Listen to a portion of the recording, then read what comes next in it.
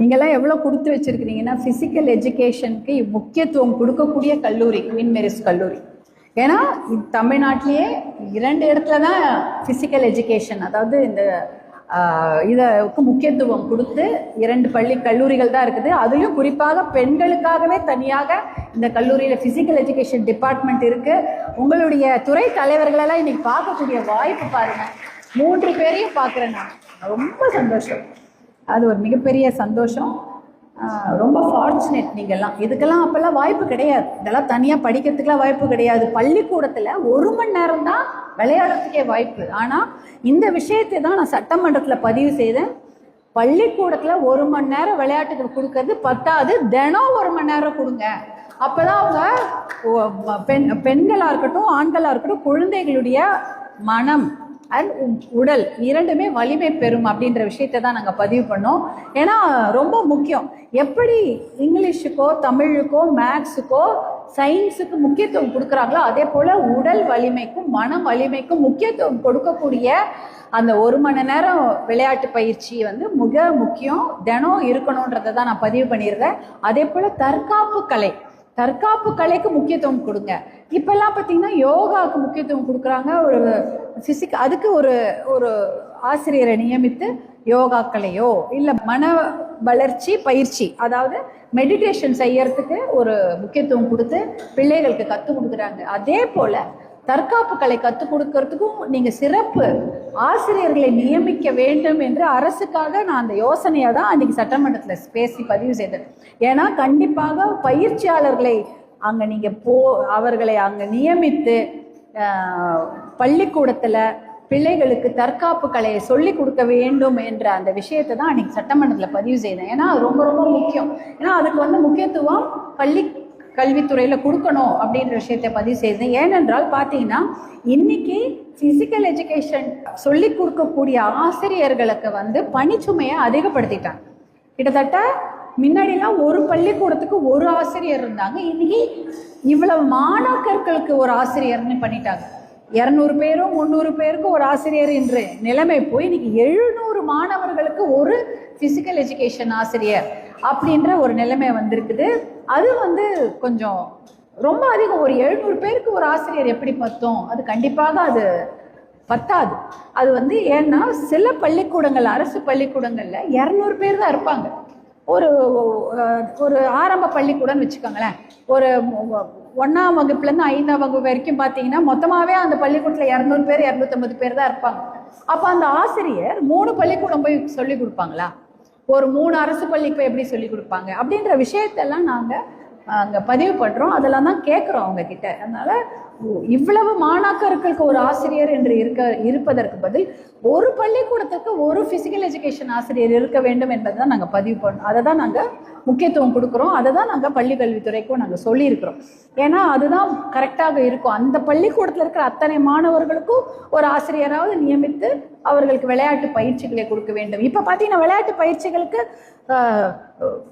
அத்லெட்டிக்ஸ்க்கு தனி ஆசிரியர் இருக்கணும். இப்போ தனியார் பள்ளிக்கூடங்கள் அப்படிதான் இருக்கு. அத்லெட்டிக்ஸ்க்கு தனி ஆசிரியர், ஸ்விம்மிங்க்கு தனி ஆசிரியர், கிரிக்கெட் கோச் தனி, பேஸ்கெட் பால் கோச் தனி, இந்த மாதிரி ஹாக்கிக்கு கோச் தனி, அப்படி என்று தனியார் பள்ளிக்கூடங்களை வைத்திருக்கிறார்கள். அரசு பள்ளியிலையும் அதே மாதிரி இருக்க வேண்டும். அப்போ நீங்கள் வேலை வாய்ப்புக்காக நான் சொல்ல வரல, பிள்ளைகளுடைய வளர்ச்சிக்காக. நம்ம ஒலிம்பிக்ஸ் போகணும்னு நினைக்கிறோம். நம்மளுடைய குறிக்கோள் என்ன? ஒலிம்பிக்ஸில் ஒரு மெடல் வாங்கணும் இந்தியாவில்னு நினைக்கிறோம். அப்போனா நீங்கள் பள்ளி கல்வியில் அதுக்கு முக்கியத்துவம் கொடுக்கணும். அப்போ எல்லாவற்றுக்கும் தனித்தனியாக ஆசிரியர்கள் நியமித்து பிள்ளைகளுக்கு எல்லாருமே கிரிக்கெட் தான் ஆடுவாங்கன்னு சொல்ல முடியாது, எல்லாருமே ஹாக்கி தான் ஆடுவாங்கன்னு சொல்ல முடியாது. ஒரு குழந்தைக்கு ஒரு விளையாட்டு பிடிக்கும். அந்த விளையாட்டில் அவங்க ஷைன் ஆகணும்னா அதுக்கு தனித்தனி ஆசிரியர்கள் நியமிக்க வேண்டும். இப்போ கணக்கு சொல்லிக் கொடுக்கும் ஒரு ஆசிரியர் அவர் போய் எப்படி அறிவியல் சொல்லிக் கொடுக்க முடியும்? அதுக்குன்னு தனியாக படிச்சுட்டு வந்திருப்பாங்க. அதே போல தான் இதுவும் தனித்தனியாக ஒரு பயிற்சியாளர்களை நியமித்து, அதே போல விளையாட்டுக்கு மட்டுமில்லை தற்காப்பு கலைக்கு பயிற்சியாளர் நியமிக்க வேண்டும் என்று சொல்லிக் கொடுத்தோம். ஏனென்றால் தற்காப்பு கலை கற்றுக்கொண்டால் அவங்க மனசை கட்டுப்படுத்துகிற அந்த ஒரு தைரியம் அவங்களுக்கு வரும். துணிவு மட்டுமில்லை, தைரியம் மட்டுமில்லை, ஒரு மனதை ஒரு நிலைப்படுத்தக்கூடிய ஒரு விஷயம் அவங்களுக்கு வரும். ஏன்னா பசங்களாக இருந்தால் ரொம்ப கோவக்காரங்களாக இருந்தால் கூட அவங்க தற்காப்பு கலை பயின்றிட்டாங்கன்னா எப்படி நம்ம கோவம் வந்தால் மனசை அடக்கி கொண்டு எப்படி தைரியமாக இருக்கிறது. ஆனால் அதை எப்படி கட்டுப்படுத்துவது என்ற அந்த விஷயத்தை அவங்க கற்றுப்பாங்க. அதே போல் பெண்களாக இருந்தால் எப்படி வந்து நம்ம தற்காப்பு கலை செய்திருந்தா ஒரு மன தைரியம் மட்டும் இல்லை, விழிப்புணர்வாக இருப்பாங்க, ஃபோக்கஸாக இருப்பாங்க. யாராவது பக்கத்தில் வராங்களா போகிறாங்களான்னு அந்த விழிப்புணர்வு அவங்களுக்கு இருக்கும். கொஞ்சம் ஒரு தைரியத்தோடு மட்டும் இல்லை, அவங்க விழிப்புணர்வோடு இருந்தாங்கன்னா ஆபத்தை தவிர்த்து கொள்ளலாம். விழிப்புணர்வோடு இருப்பதற்கும் தைரியமாக துணிவாக உலகத்தை எதிர்கொள்வதற்கும் தற்காப்பு கலை என்பது மிக மிக மிக அவசியம். அது ஆண் குழந்தைகளாக இருந்தாலும் சரி, பெண் குழந்தைகளாக இருந்தாலும் சரி, எல்லாரும் அதை கற்றுக்கொள்ள வேண்டும். +2க்கு இந்த மார்க் ஷீட் வாங்குற மாதிரி எப்படி நம்ம பாஸ் வாங்குறோமோ, எப்படி தேர்ச்சி பெறுகிறோமோ, எப்படி +2ல எல்லாரும் எக்ஸாம் அட்டன் பண்ணி தேர்ச்சி பெறுகிறார்களோ, அதே போல தற்காப்பு கலையிலும் அவர்கள் தேர்ச்சி பெற வேண்டும். அதற்கு இந்த தற்காப்பு கலை பயிற்சி என்பது கண்டிப்பாக எல்லா பள்ளிக்கூடங்களிலும் அறிமுகப்படுத்தப்பட வேண்டும், கல்லூரிகளிலும் அறிமுகப்படுத்தப்பட வேண்டும்.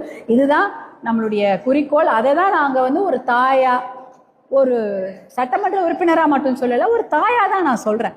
கண்டிப்பாக அந்த விஷயத்தை அவர்கள் கற்றுக்கொள்ள வேண்டும் என்பதை தாயாக தான் நான் அதை வந்து அங்கே சட்டமன்றத்தில் அதை நான் பேசினேன்.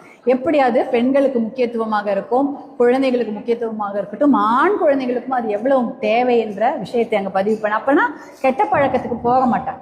ஒரு டிசிப்ளின்டாக இருந்தாங்கன்னா, ஐயோ உடம்பு கெட்டுடுமே, குடிக்கக்கூடாது, சிகரெட் பிடிக்கக்கூடாது, போதை பழக்கத்துக்கு அடிமையாக கூடாது என்ற விஷயத்தை எல்லா பசங்களும் தெரிஞ்சுக்குவாங்க. ஏன்னா ஃபிசிக்கல் எஜுகேஷன், விளையாட்டு பயிற்சி, தற்காப்பு கலை பயிற்சி அந்த விஷயத்தை அவங்களுக்கு கற்றுக் கொடுக்கும். உடம்பை நல்லா வச்சுக்கோங்க. புகைப்பழக்கமும் போதை பழக்கமும் இருந்ததுன்னா உடம்புல ஸ்ட்ரென்த் இருக்குமா? சண்டை போடுறதுக்கு இருக்காது. அதனால இந்த தற்காப்பு கலை பயிற்சியும் இந்த விளையாட்டு பயிற்சியும் அவர்களை போதை பாதையிலிருந்து திருப்பி விட்டுடும், போதை பாதைக்கே போகாம பார்த்து கொள்ளும். இந்த விஷயத்தை தான் நாங்கள் பதிவு பண்ணணும். அதனால கண்டிப்பாக நீங்கள்லாம் அந்த விஷயத்துக்கு முக்கியத்துவம் கொடுத்து இன்னைக்கு வந்து உட்கார்ந்துருக்கிறீங்க. தற்காப்பு கலை பற்றி தெரிஞ்சுக்கணும், தற்காப்பு கலை நாமளும் கற்றுக்கணும் அப்படின்ற விஷயத்துக்காக தான் இன்றைக்கு அத்தனை மகளிரும் வந்திருக்கிறீங்க. உங்களுக்கெல்லாம் என்னுடைய மனமார்ந்த வாழ்த்துக்களை தெரிவித்துக் கொள்கின்றேன். இதை நீங்கள் மட்டும் இல்லை, எல்லாருக்கும் சொல்லிக் கொடுங்க, எல்லாரும் கற்றுக்கோங்க, எல்லாரும் தெரிஞ்சுக்கோங்க.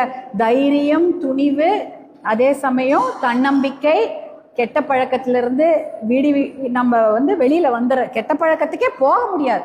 தற்காப்பு கலை பயிற்சியெல்லாம் எடுத்துக்கிட்டா தைரியமாக இருக்கலாம், துணிவாக இருக்கலாம், அதே சமயம் உடல் வலிமையோடு இருக்கலாம், மன வலிமையோடு இருக்கலாம், விழிப்புணர்வோடு இருக்கலாம், போதையின் பாதை பக்கமே திரும்பாம இருக்க முடியும். இந்த தற்காப்பு கலையும் விளையாட்டு பயிற்சியும் எடுத்துக்கொண்டால் நீங்கள் எல்லாம் மனநலத்தோட உடல் நலத்தோட ஆரோக்கியமாக பல்லாண்டு வாழ வேண்டும் என்று உங்களை எல்லாம் வாழ்த்தி விடைபெறுகிறேன். நன்றி, வணக்கம்.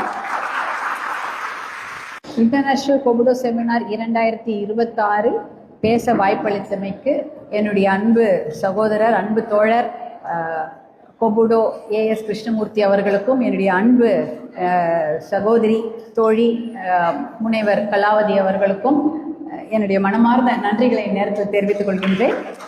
நன்றி.